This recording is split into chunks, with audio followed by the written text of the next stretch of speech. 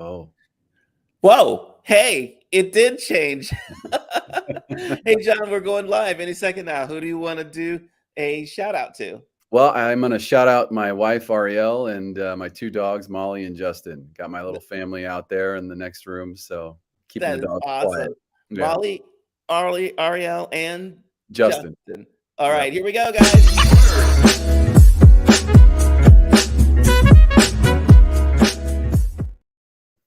I am so happy today, guys. We have a truly inspiring guest, Jon Snow. He's an actor, speaker, survivor of cult and sexual abuse. He's joining us to share his journey of overcoming trauma and finding his voice and power.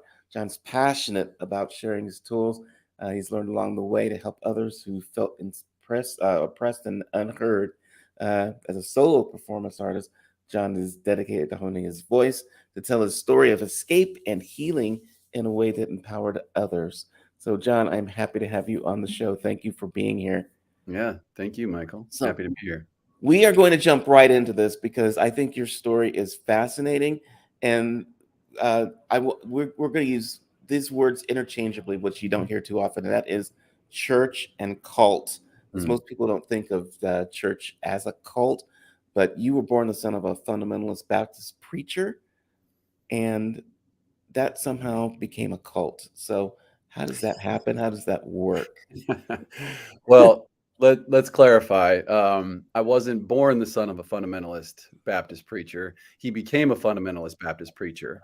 And he felt that he needed to go to this specific church outside of Chicago. And that's what we did. And when we were 5 years old, and how that became a cult, I mean, I think it's just, I think with a lot of those kinds of things, it probably, I mean, this is just my speculation, but I imagine it probably started off with this man, doing what he thought he was doing what he thought was right, and doing what he thought was good.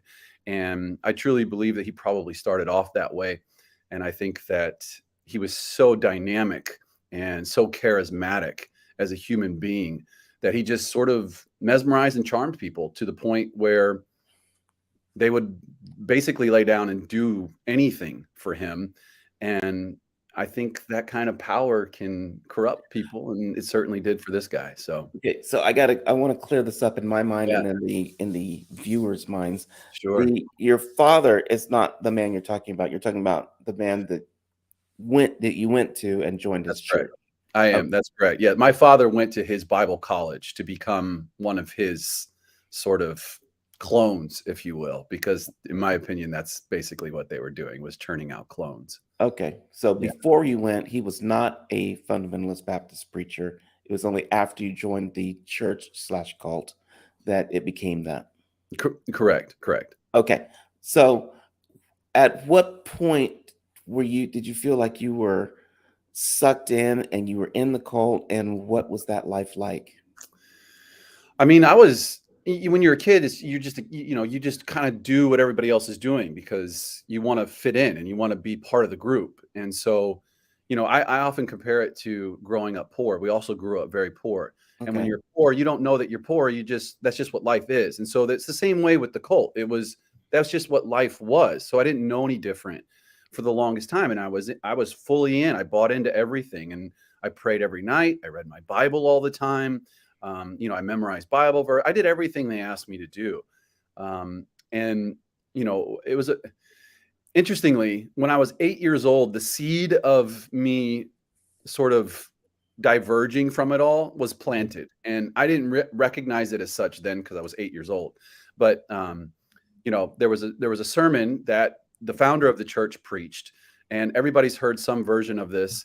About having the faith the size of a grain of a mustard seed, and you can move mountains. And as an 8-year-old kid, I was like, what? I can move mountains? Because for the fundamentalists, everything in the Bible is literal, and they bring you up to believe that everything is literal. So when you said I could move mountains, I thought, woohoo, all right, let's do this, And so I tried to sit outside one day on this 5-gallon bucket that I turned upside down and sat on. And the neighbor's house next door had a chimney that was sort of bulging. And Mhm. all day long, I was like, well, if I can move mountains, then I can move this brick in this chimney and make this chimney fall down. Yes. And of course I didn't, and it didn't work. And then I was very confused. And that was sort of the seed that made me start to ask questions of like, well, wait a minute. If that didn't work, why didn't that work? And Yes. as an adult, I look at that and I think, gosh, the faith of an 8-year-old boy, if that can't move the mountain or move the chimney brick, like Yep. what does it take? So that kind of started my path, unbeknownst to me at the time, down that road of questioning sort of everything that they said. Okay, I just want to tell you that I heard that story growing up in the Methodist church, Yeah. and I had that same thing. I was like, dude, that mustard seed, this tiny little thing. Yeah. Yep. And I don't remember what it was that I tried to move, but I was like, yeah, that didn't work at all. You can't tell an 8-year-old kid that stuff, man. No, you can't. Santa Claus and the mustard seed, same That's thing. I don't that's get right. it. That's right. Really? So what else made you like question? Because I'm sure somebody came back and said, well, that's just an analogy. Or was it it's supposed No, to no be? one ever said that. No one ever said that because they can't say that because if one thing is an analogy in the Bible, then everything can be an analogy in the Bible, and that is not the way that church and that cult believe. They believe that everything is the literal word of God, that everything that it says means exactly what it is. And so no one said that, but another aspect of it, and this is something I've just started to realize too, is that I became extremely observant because one of the other things that we were constantly told and was really, really ingrained in us was to be seen and not heard as children. And Uh-huh. so that made me just sort of clam up. And then, but I watched everything. And, being observant in that way, I started to notice that people would say one thing and say, this is what the Bible says, and this is what God says, and this is what you should do. And then they would do something else. Right.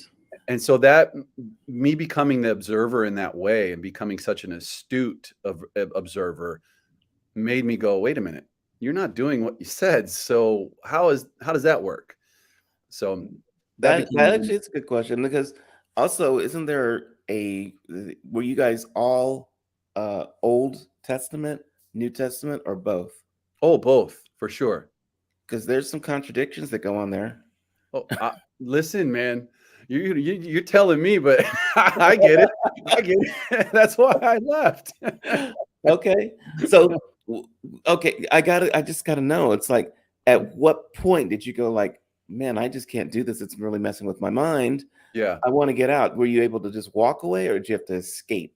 I What's had to the deal? escape. I had to, walking away wasn't an option in that way, but you know, th- it wasn't just the church. I was also being physically abused by my mother Mm, on a regular basis, and I was getting too big and too strong between my junior year and senior year of high school.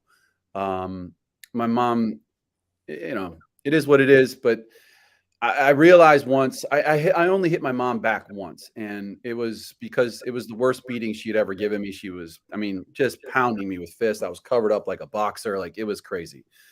And I finally just reached out and just kind of popped her in the side of the head just to make it stop. mhm. And I realized in that moment that I was like, oh man, I could really hurt her. And I felt like one of us was really going to get hurt seriously. And I didn't want that to happen either. And I knew it wouldn't be her because I didn't have it in me to Right. hit that way, except for that one time for me to just kind of stop the beating. Mhm. And and so I reached out to the police department in St. Louis and at the time, and I just said, hey, this is my situation. I'd like to leave home. I'm worried that my parents are going to come and get me if I do try to leave home. And after a long conversation and making sure that the officer, making sure that I was safe in that moment, um, he told me, he said, well, listen, man, you're 17 years old in Missouri, you're considered a legal adult. So if you want to leave, you can leave.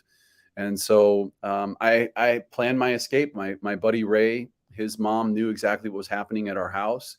Mhm. And she said, okay, you can come stay in our house in our basement. And so I went outside to mow the lawn one day.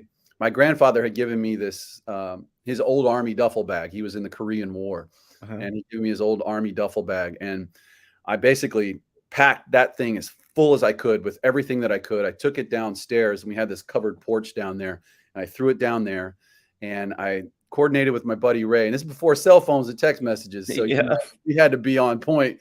And so I coordinated with him, and I knew I would get in trouble. And this is back in the day too, when lawnmowers didn't have the safety bar, and so you could just leave it running and it would just keep going. Right. So I Yep. knew that I had to keep the lawnmower running, because if the lawnmower stopped, my mom might poke her head out and see what was going on and why I stopped. And so Ray came. I left the lawnmower running. He came in his car. I ran down to the back. I grabbed my duffel bag. I threw it in the back of his car. He took off. I finished mowing the lawn, put the lawnmower back in the shed, and then I just never went back inside. I just walked to Ray's house, and that was how I left.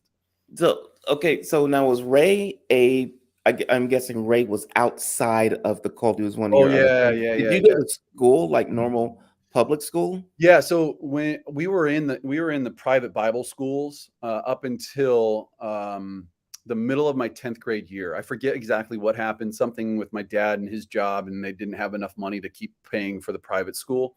And I was able also to convince them, because all I did was play basketball back then, that if I was going to have any chance at playing basketball in college, which was my goal, then being in the public school was a better opportunity for me to be seen. Mm-hmm. And so between him losing the job or whatever it was, and the money not being there, and my desire to try to play ball, and I was a good ball player, and they knew it. And so they finally said, okay, fine, just go to the public school. So the last year and a half, or 2 years and a half, I got to actually be in a public school. Gotcha. And did your friends in the public school understand what you were going through at home? Not really. I mean, certainly didn't talk about the physical abuse with mom to anybody. I mean, neighbors knew. They had to know certain things, because, looking back at it now, I mean, geez, she would be screaming, and I know the neighbors could have heard everything, and also running out of the house and chasing me and screaming at points, so yeah. So there was that level of it, but for me, I just didn't talk about it. I didn't know who to talk to about it at all. And of course, being raised the way we were in that church, therapy and psychology in general is just, the devil's tool. So that wasn't something that you could have access to. So I didn't have the opportunities to talk to anybody about it, or let anybody know what was happening. Mm-hmm. I'm not sure what people knew or didn't know in that regard, but.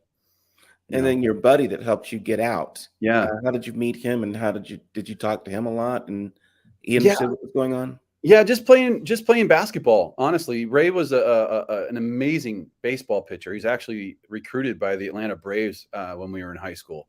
Okay.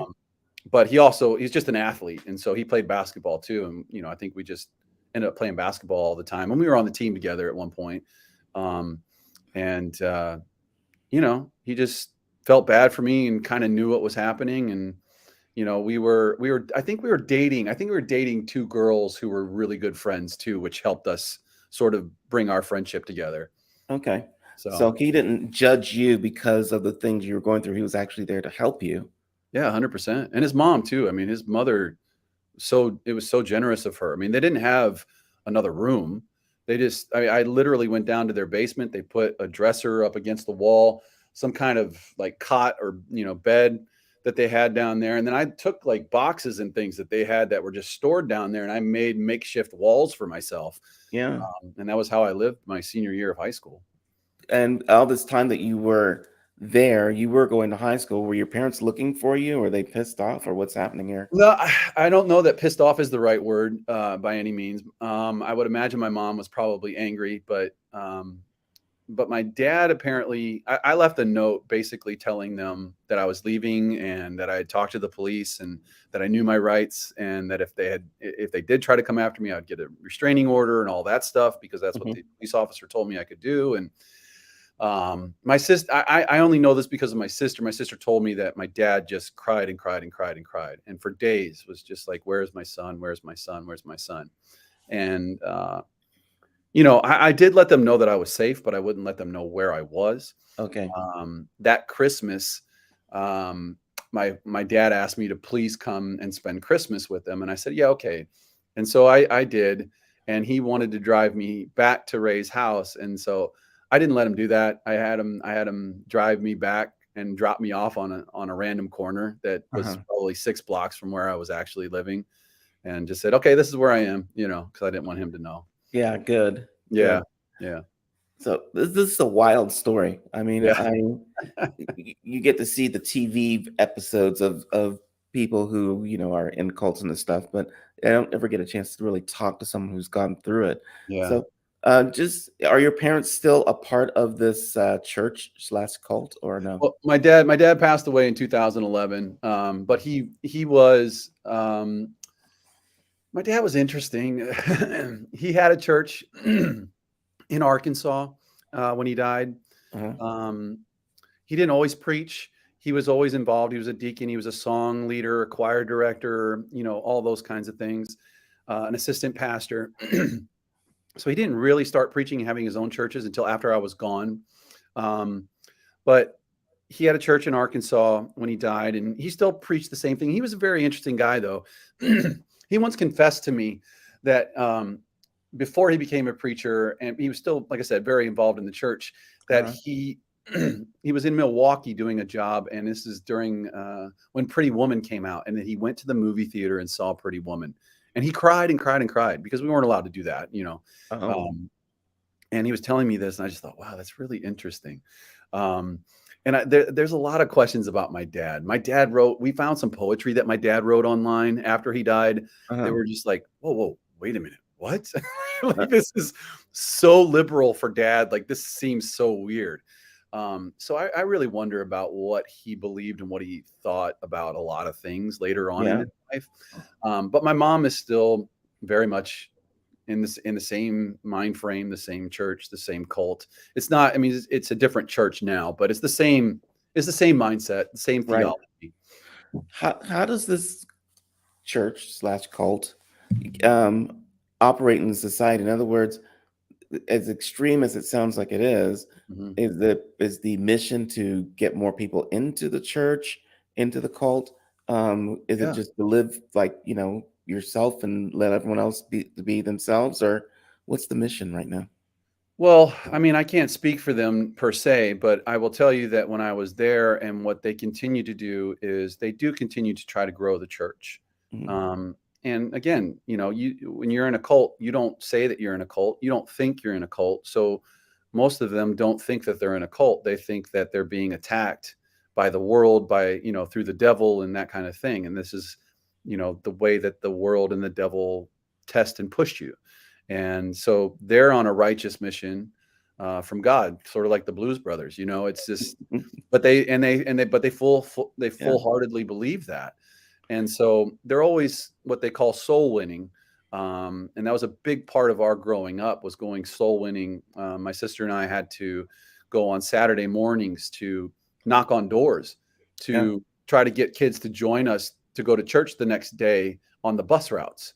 Uh, So, and I mean, I remember when I was a kid thinking about my neighbor upstairs, Ruben, and I tried to win him to the Lord when I was a kid, because when you're a kid, especially, all I remember thinking is, I don't want to burn forever in a lake of fire, yeah. because that's what they kept telling me. Like, I'm going to burn forever in this lake of fire. Well, I don't want to do that. So let me say your prayer, and I'll get out of that. And Right. then I thought about my buddy Ruben upstairs, and I was like, well, I don't want Ruben to burn forever. So they indoctrinate you in that way too, to try to win people to the Lord, as they call it, and then hopefully bring them to church, and then they just keep an influx of new people, hopefully, to keep coming and keep that alive. And it's a pretty big church. I mean, it was a mega church before mega church, the word mega church even existed. Uh, When we were there, um, having 7,000 people in the auditorium was nothing, and having 20,000 people on the entirety of the campus was a regular thing. wow. Yeah, Okay. Okay. That's a lot of people. yeah, So I will say that more than likely, people who are going to watch us or who are watching us right now are not necessarily in that cult or hmm in another cult, but they may know people who are in mm, cults like this. So if I see this person, I go, man, there's something just not right here. I'm like looking at them, they're doing these weird things. How do I approach somebody like that? Or is there even any way that I can help them get out of the cult? Well, man, there are better people that could answer that question than me. I'm not an expert in that. And it's a very sticky situation. You got to be very careful. Okay. So there's a lot of resources that you could look up. Steve, I believe his name is Steve Hassan, is a cult expert who has a lot of thoughts on that. But I would just say that treat it with like anything else that that's a very delicate situation with a friend of yours that may be in something or doing something that isn't healthy or right for them. And Hmm. you can't just come out and be like, hey, you're in a cult, because immediately the defenses are going to come up and all of Right. that. But if it were me, I would just ask questions. I would ask questions that, you know, and keep asking questions that sort of shine a light that on the inconsistencies or the things that may not make complete sense, or they may not be able to answer fully. Um, when bumped up against the logic of it all, I Right. suppose. But it's a very delicate situation. I wouldn't want to say too much on how to do that, because Okay. I'd be very careful about approaching anybody in a cult and saying, "Hey, I'm worried about you. You're in a cult." Right. You know, Well, one of the things that you have done, at least to get the word out and express your feelings and stuff, is you've got your one man show. yeah. Tell us about that just a little bit. Well, I did my first iteration of the show in 2012. I did another iteration of it in 2014. I'm working on a new version of it right now, because it's been almost 10 years, and I want to tell it from a place where I am now, and how much, from the place I've grown into at this point. And I mean, I tell my story. I tell all the things that, I tell you about losing my faith. I tell you about being sexually assaulted as a child in the church, because, quite frankly, as great as all of the sexual abuse and the awareness around that has continued to grow. I'm really grateful for that. I also think that there is still opportunity for men to tell their stories about this, because most of the time when we hear these stories, it tends to be about women. Right. And um, there's still a great deal of stigma around all of it. And I think even more so around men, just because, especially guys from my generation, our generation, we weren't allowed to talk about, we weren't supposed to talk about sex stuff in general, Right. much less being sexually abused as a man. Yeah. Um, Right. Men don't but- get sexual abuse. Something else happened. exactly. And Right. so, so I tell all those stories, and I try to make it light and fun and funny, because I also think that laughter is the best medicine. And I think that we as a society don't like talking openly, especially about these things when they happen to children.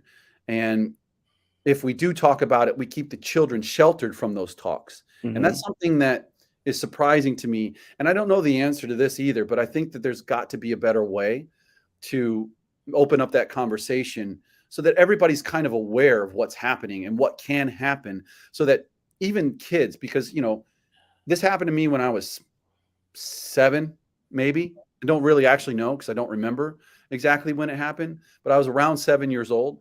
Um, and it's given the way that I was brought up as well, I didn't talk to anybody. Right. This didn't come out. My sister didn't talk. My sister was with me at the same time. Like, it all happened to both of us by the same guy at the same time. Hmm. And neither one of us talked about it for 10 years. And it wasn't until I came home from I don't know, I was walking home one day and I was 17. I remember being 17, and must have been right before I left. But I walk home and my mom meets me on the porch, because my sister had told her finally. But it took 10 years, because kids are just like, what? And also, if they're older than you and they groom you and they do the things where they tell you, okay, you can't tell anybody, you can't do this, you can't do that, right? because the way the guy framed it for us was, this is an adult game that we're playing. We're not supposed to play it, but don't you want to play an adult game? Mm-hmm. And so that became a thing of, like trying to work with that in my mind, and not wanting to get in trouble, but also wanting to experience whatever it was. And so, that messed with me quite a bit. And so we just got to remove it and make it easier for people to talk about this, and to make it easier for kids to understand their own bodies and their privacy of their bodies, and make it so that if something does happen that is untoward in any way, a kid can immediately feel comfortable to go, hey, that's not supposed to happen. Yes. That wasn't my experience, and that wasn't my sister's experience. I guess your sister is out now also? Yes, she is. Okay. Yes. So overall, if you could just, you're talking to this audience right now. Yeah. What do you want them to take away from it? Is you just go like, here's my overall message to you about what I've experienced, and I want to help you. What is that thing that you want them to know? You're not alone. You're not alone. That was the most important piece of the puzzle for me. I wish I had figured that out sooner, because I spent, I don't know, 20 years easy, maybe 30 years after the fact, feeling like I didn't have anyone to talk to. No one would understand. And the statistics on these things is staggering. And I don't want to bring the conversation down by stating it, but it's staggering. So it happens so much more than people realize. And so, just that you're not alone, and that if I can figure out how to pull myself out of a cult and work on myself to get to the point where I can start to deal with those issues of being raised in a cult and being physically abused and being sexually abused, and find myself in a better place as a result, then there is a path forward, I think, for everybody. And that doesn't mean that you have to walk my path, but there is a path for you. And then if you find that path, if you're willing to look for the beginning of that path, it's not going to be an easy road, but if you can walk it, you'll get through it. So those are my two big things. You're not alone. There is a path for you forward. You just got to be willing to commit to it. I think what you're saying, and even for people who aren't in cults and they're just having depression in their life or hard things in their lives that they don't understand, I think that advice is absolutely fabulous. I want people to be able to stay in touch with you. And by the way, you guys, Jon is a fantastic actor. Check him out on IMDb. They can find you at IMDb/Jon Snow, right? IMDb.me/Jon Snow. Yeah. Okay. And I did want to put that. I don't have that one up here, but I do have your Instagram. They can find you on Twitter and Instagram at the Jon Snow. And we also, oh, there it is right there. There you go. Okay. So people can actually find you right there. Go check out his reel. He's absolutely amazing. I want to see your one-man show someday. So where, by the way, can we go check that out and see you do your show? I don't know yet. We haven't scheduled the date or a theater yet. I think, though, that we're talking about doing it in June. So I got a lot of work to do. Okay, save up some money. I got to come find where you are. I've got your show to see. I've got to see some other people's shows also, but I definitely want to check yours out. So thank you, so much for being here. I really just was enthralled listening to you and understanding a little bit more about what you went through. So thanks, Michael. Thanks a lot, guys. We'll check you next time.